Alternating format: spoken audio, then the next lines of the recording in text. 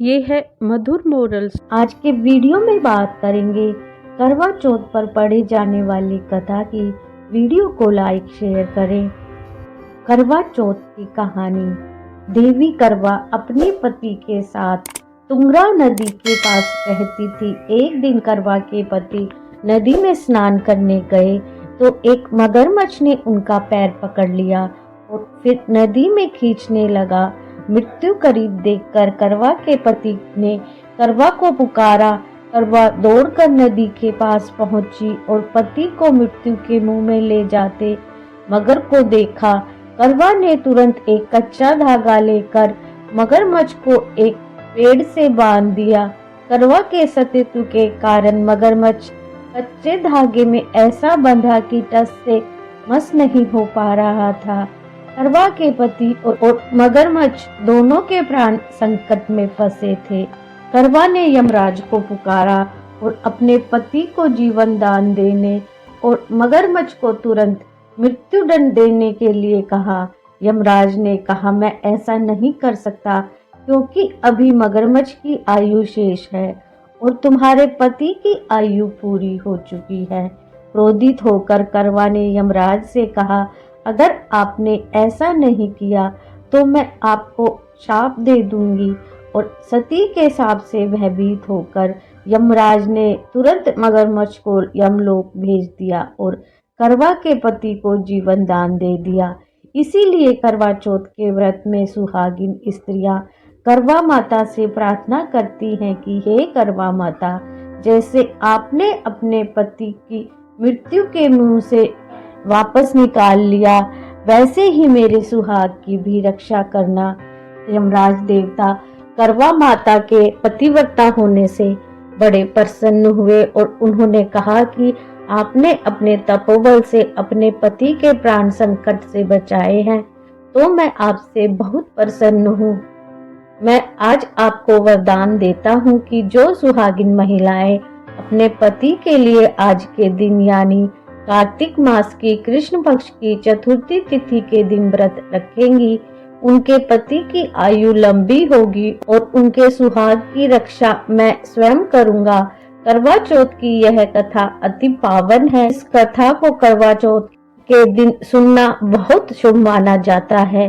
करवा चौथ की तरह सावित्री ने भी कच्चे धागे से अपने पति को वट वृक्ष के नीचे लपेट कर रखा था। कच्चे धागे में लिपटा प्रेम और विश्वास ऐसा था कि यमराज सावित्री के पति के प्राण अपने साथ लेकर नहीं जा सके और सावित्री के पति के प्राण को यमराज को लौटाना पड़ा। सावित्री को वरदान देना पड़ा कि उनका सुहाग हमेशा बना रहेगा और लंबे समय तक दोनों साथ रहेंगे। करवा चौथ की पौराणिक कथा। एक साहूकार के 7 लड़के और एक लड़की थी।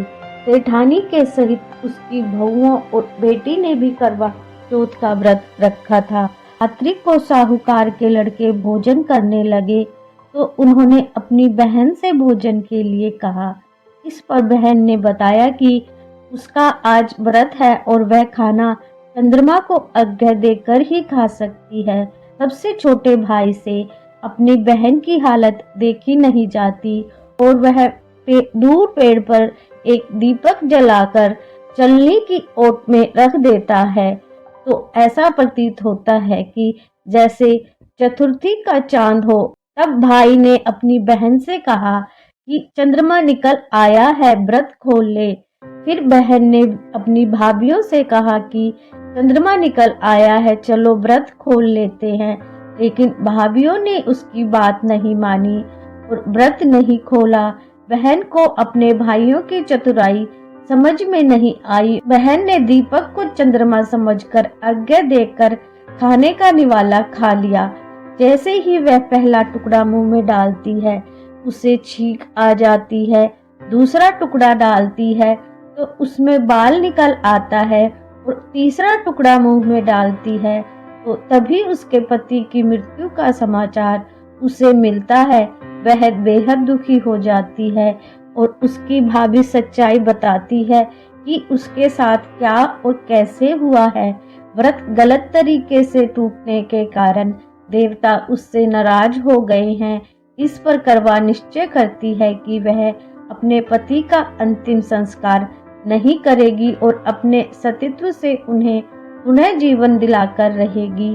शोकातुर होकर वह अपने पति के शव को लेकर 1 वर्ष तक बैठी रही और उसके ऊपर उगने वाली घास को इकट्ठा करती रही। उसने पूरे साल की चतुर्थी को व्रत किया और अगले साल कार्तिक कृष्ण चतुर्थी को फिर से आने पर उसने पूरे विधि विधान से करवा चौथ व्रत किया।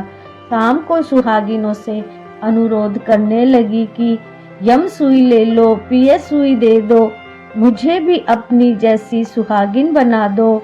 जिसके फलस्वरूप करवा माता और गणेश जी के आशीर्वाद से उसका पति पुनर्जीवित हो गया। जैसे गणपति और करवा माता ने उसकी सुनी, वैसे सभी की सुने और सभी का सुहाग अमर हो।